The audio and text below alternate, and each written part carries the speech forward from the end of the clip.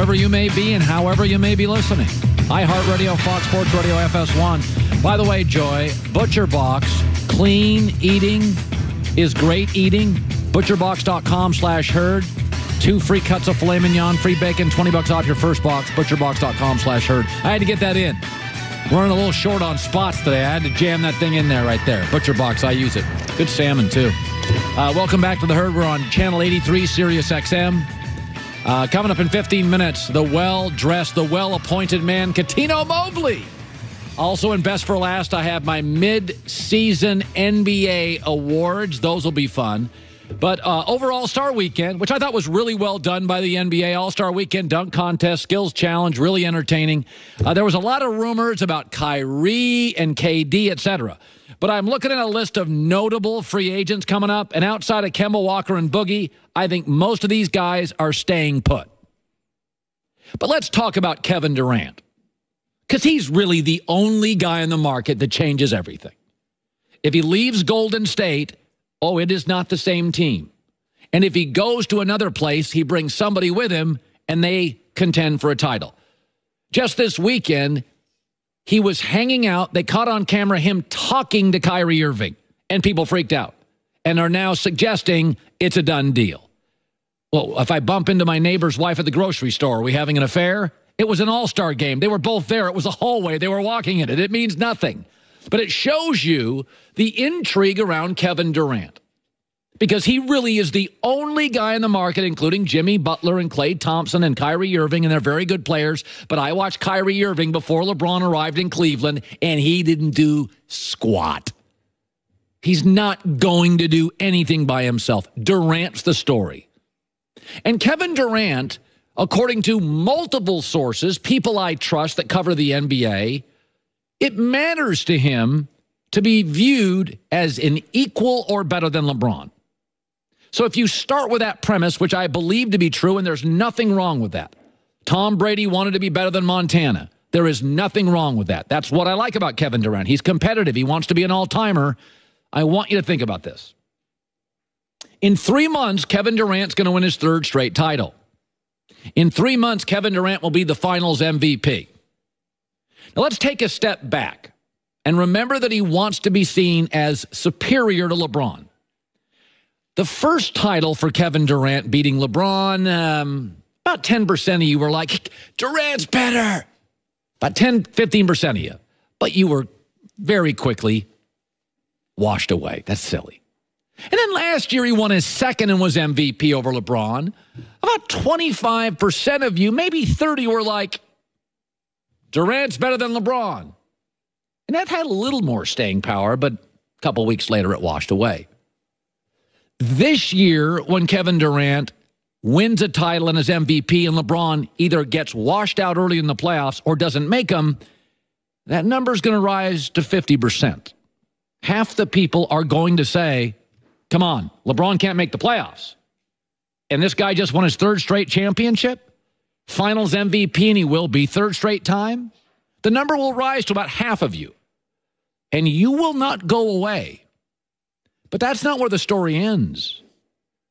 If Kevin Durant stays and wins a 4th straight title, and I believe the Warriors would, oh, then the number is no longer 10% or 25 or 50. The number leans toward Durant. And we have ourselves a second conversation beyond MJ and LeBron. And it becomes LeBron and Durant. And that argument will last forever. Because as Chris Broussard said on our show recently, that would be territory not even MJ got to. Assuming they win the championship this year, I think he should stay for the 4th year and see if they can win 4 straight. Because Magic, Michael, Bird, Kareem, Duncan, Kobe, Shaq, nobody other than Bill Russell has won 4 straight championships.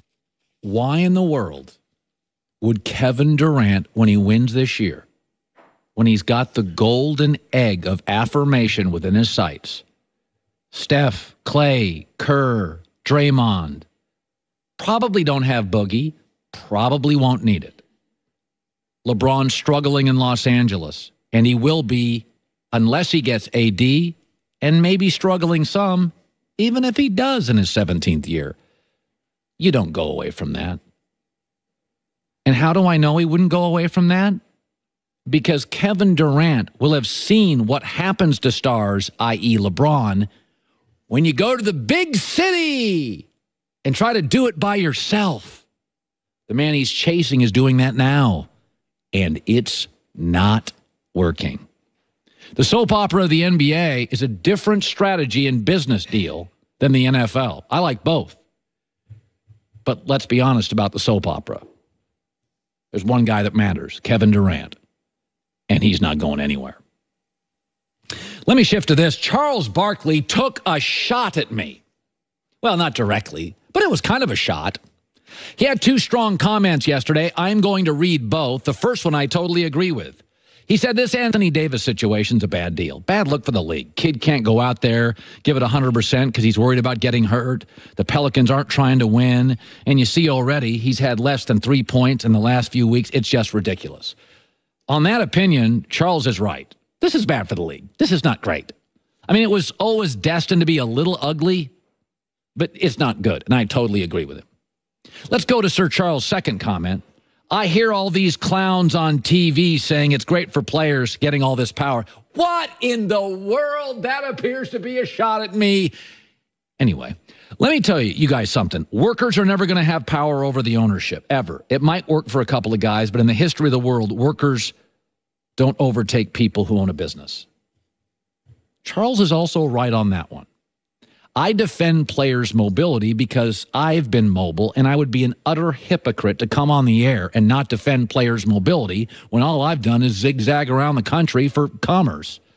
So I support players. But LeBron is a little like Steve Jobs. Remember Steve Jobs, the late Steve Jobs? He was handsome, dynamic, had a personality, witty, funny, kind of an artist. He made tech cool. Don't think he is what Silicon Valley is. Silicon Valley is mostly tech nerds. Kids who grow up face buried in a screen, don't ask the pretty girl out, not cool or remotely hip. That's what Silicon Valley is. And now they're very rich. Steve Jobs was cool. Steve Jobs was good looking. Women loved Steve Jobs. He was dashing and funny and artistic and creative and clever and everything Silicon Valley really truly isn't. Similarly with LeBron James, LeBron's created a mythology that the player's bigger than the team and the coach and the league and the logo, and it's just not. Remember, LeBron James is political. Kawhi's not. Harden's not. Paul George is not. Westbrook is not. Karl Anthony Towns is not. Ben Simmons is not.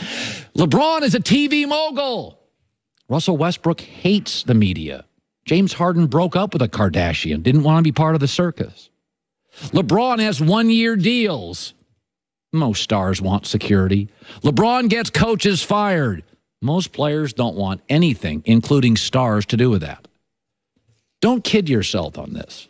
LeBron changes ratings. James Harden doesn't. Chris Paul doesn't. Blake Griffin didn't. Kemba Walker doesn't. Giannis doesn't. Much like Steve Jobs in Silicon Valley, don't confuse an outlier, a dashing creative figure, for what Silicon Valley is. Charles Barkley's right here. Kevin Durant has said, his quote, not mine, I just want to play basketball. Kawhi Leonard doesn't talk. Westbrook avoids the media. Paul George had a choice to be a star, and he chose Applebee's in Oklahoma City. Giannis loves Milwaukee and never wants to leave. Charles Barkley's right about this. Ownership, general managers, the logo, the commissioner, they run the league. But about every decade, we get a player, Michael Jordan comes to mind, who is so great and so gifted, he alters the power balance briefly. But if LeBron retired tomorrow, who would be the next LeBron? Not just physically, emotionally, politically. There is none. Most NBA stars are much closer to Kawhi Leonard and Kevin Durant. They want to hoop it, have fun with their friends, girlfriend, family, or wife. Rinse and repeat. Steve Jobs is an outlier. LeBron's an outlier. And Charles Barkley, even though he blasted me, is right. Little breaking news, baseball. Manny Machado signed for $300 million for the San Diego Padres. Vegas says they'll go from 67 wins to 69.5. He's not going to change the standings. He's going to change the stands in San Diego. Yes, he'll put more people in the seats, and that's where you can validate this just strictly on commerce. This is not Fenway Park. It's not Wrigley Field where there's no season tickets available. It's San Diego where he can put 5,500 people in that stadium on a nightly basis at $50 a head, parking, a couple of Heineken's, hot dogs with your kids, and a $30 million a year deal becomes $18 to $20 million. And the Padres, by the way, have 4 of the top 30 minor league prospects in baseball. Eric Hosmer, they got some players. Will Myers. So it makes sense financially, although I would never in a million years sign anybody to a 10-year contract. I think it's insane. I don't think this is about the standings. I think this is about the stands. He puts butts in seats. Cuttino Mobley, a well-dressed man, and more coming up next. Listen, using TrueCar gives you power as a consumer. You go to buy a car. What are the fees going to be? What are the accessories going to be? What am I going to pay? That's why a lot of people next to the dentist think buying a car is second on their least favorite things to do. Go to TrueCar.com and check out their true price. It tells you exactly dealer fees, accessories, what other people in your area paid for the car you want, new or used. So you feel more confident when you step on the property. Over 3 million cars have been sold to TrueCar users through the TrueCar Certified Dealer Network, and there's over 15,000 of those dealerships in the United States. You could be looking for a new car. You could be opting for a used car. Doesn't matter. It's simply a more confident car buying experience. Don't make car buying like the dentist. You have no interest going there and you feel overwhelmed. TrueCar, and check out the true price in TrueCar. Some features not available in all states.